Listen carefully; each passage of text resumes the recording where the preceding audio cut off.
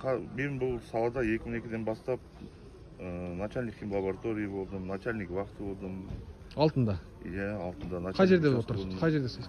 Енді бәрі учаскада осы. Қазақстан бойынша? Қазақстан бойынша түпкір-түпкірінде болдым. Өзің осы ауылдың тумасың? Өзім осы ауылдың тумасымын. Бүгін не себеппен келіп отырсың?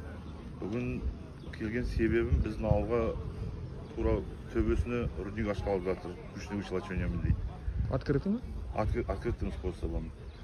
Оның енді зияны басқа жерде біз істеп жүрген жердің бәрі ен дала. Маңайында ауыл да жоқ, су да жоқ. Мұнда получается тура ауылдың төбесіне ұзап тұр. И тағы сордан келе жатқан бұлақтардың бәрі ауылдың суына құйылады. Ол судан ол бәрі ертіске барады. Ертісіміз біздің Россия мен бәрі Қазақстанның бәрін қосып отырған өзен. То есть оның зардабы өте көп болады. Яғни балыққа бәріне бар ма зияны?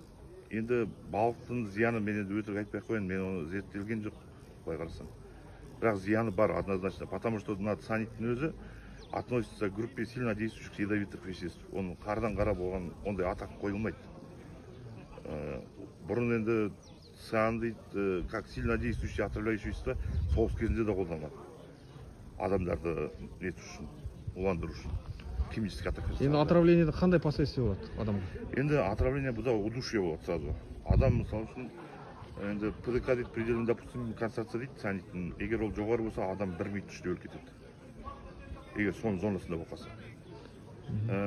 Судында бір ПДК-лары бар, енді мен тура сол цифрлардың бәрі есімде жоқ қазір. Бұл аяғы визуально қалай утечка бірден болса біліне ме? Иісі, запахы бірдемелер бола ма? Енді запах болады, по-любому болады. Ал енді утечканы оны табу қиын. Бұлай білмейді. Потому что бұрын біз деген